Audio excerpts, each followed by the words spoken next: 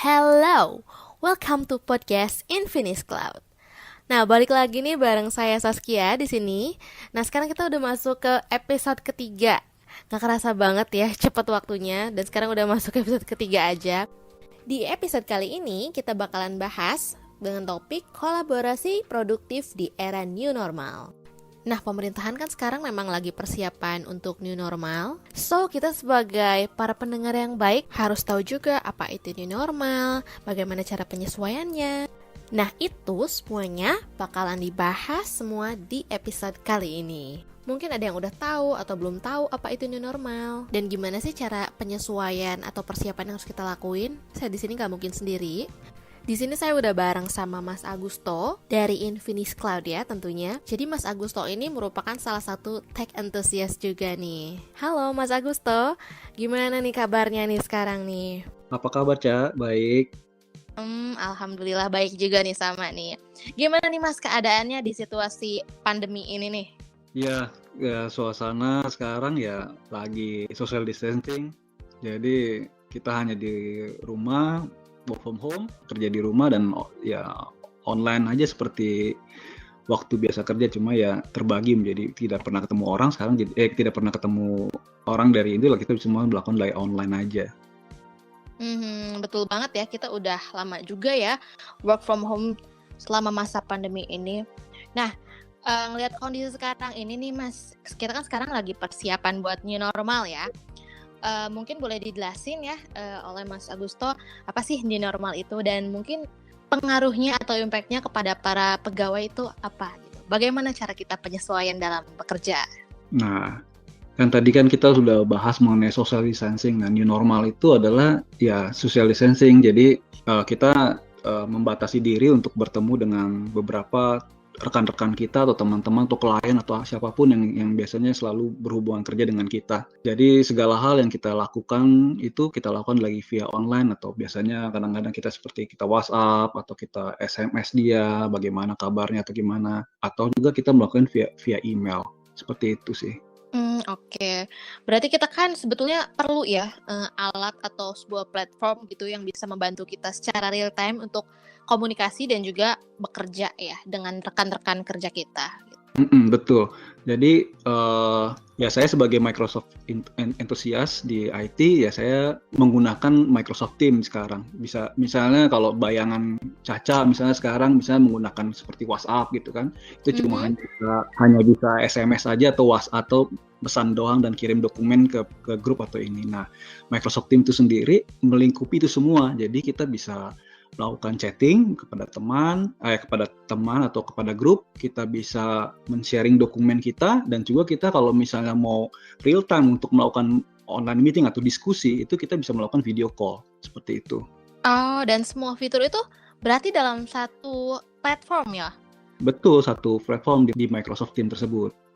Keren juga ya, berarti kita tinggal punya aplikasi itu aja terus kita bisa ngelakuin semua aktivitas yang berkaitan ya gitu. Nah, jadi dari aplikasi Microsoft Teams tadi ya, mungkin boleh dijelaskan apa sih sebenarnya Microsoft Teams? Mungkin barangkali di sini ada pendengar yang belum tahu ya apa itu Microsoft Teams gitu. Oke, nah Microsoft Teams itu sendiri tadi kita sudah sebut bilangnya bahwa part dari Microsoft Office 365. Jadi pada saat kita membeli Office 365, biasanya Microsoft Teams itu dilingkupkan. Nah, apa sih Microsoft Teams itu? Nah, Microsoft Teams itu sendiri adalah platform kolaborasi dari Microsoft. Jadi seperti tadi kita bilang bahwa di Microsoft Teams itu kita bisa melakukan chatting, bisa melakukan messaging, text messaging kepada tim atau kepada rekan kerja kita atau kepada orang lain yang di luar organisasi kita. Habis itu kita bisa melakukan chatting juga secara real time, atau bila memang diperlukan online meeting yang bisa jadi juga by rekan dan by orang lain di luar eksternal kita juga bisa melakukan video call kepada mereka dan bisa bekerja sama langsung, dan kita juga bisa sharing dokumen-dokumen yang ada di Microsoft Teams dan itu bisa diakses langsung oleh bersamaan sama tim kita masing-masing. Seperti itu. Nah, dari fitur-fitur yang dimiliki sama Microsoft Teams ini, apa sih fitur yang paling unggulan gitu?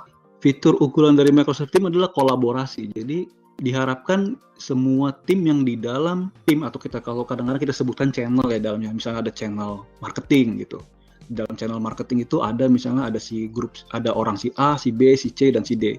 Nah, orang-orang tersebut yang mempunyai akses dari channel marketing itu mengakses dokumen itu secara langsung dan bisa mengedit dokumen itu secara langsung, dan bila diperlukan suatu conference call atau diskusi yang harus real time untuk menyelesaikan suatu diskusi yang harus dilakukan, ya mereka bisa langsung melakukan invitation video conference atau langsung melakukan video conference pada saat itu dan bisa menyelesaikan tugas itu secara bersamaan. Oke. Nah, berarti dalam aplikasi itu kira-kira memungkinkan nggak sih kalau misalnya kita ngasih komen ke assignment teman kita gitu, atau kita ngecek pekerjaan teman kita, itu memungkinkan nggak sih, Mas? Iya, memungkinkan karena itu memang itulah fiturnya dari kolaborasinya si Microsoft Team. Oke. Jadi memang ada timeline gitu ya, Mas ya. Berarti kita bisa tahu ya, oh kerjaan si ini ternyata sampai sini. Kayak gitu ya berarti ya. Kalau di gambaran saya sih kayak gitu ya. Oke, nah dari aplikasi Microsoft Teams ini ya, kira-kira itu ada di paket apa aja sih dari Microsoft 365? Nah, di Microsoft 365 kan ada beberapa paket tuh. Misalnya Microsoft 365 Business Basic, Microsoft 35 Business Standard, dan Microsoft Office 365 E3. Nah, Microsoft Teams itu terinclude di dalam situ. Jadi otomatis customer yang meng-subscribe produk-produk itu akan mendapatkan Microsoft Teams juga. Nah, dari paket-paket yang udah disebutin tadi ya, itu kira-kira start from berapa tuh harganya? Nah, itu harganya juga cukup murah sih sebenarnya ya. Jadi start harganya itu dari 39.000 per bulan sampai 300.000 per bulan. Nah, itu juga per user. Jadi misalnya, dan itu juga dibayarnya per bulan juga. Jadi misalnya kalau customernya sekarang hanya 10, ya bayarnya cuma 10. Tapi kalau misalnya naik menjadi 12, ya bayarnya bulan depan jadi 12. Begitu juga kalau bila turun. Oh, berarti dia sangat fleksibel ya, fleksibel billing ya kalau kayak gitu ya? Iya, betul. Nah, Mas Agusto, kalau misalnya kita mau berlangganan Microsoft Teams, itu gimana sih caranya? Nah, customer sendiri sih bisa langsung subscribe langsung ke websitenya Microsoft. Di sana mereka bisa daftar langsung.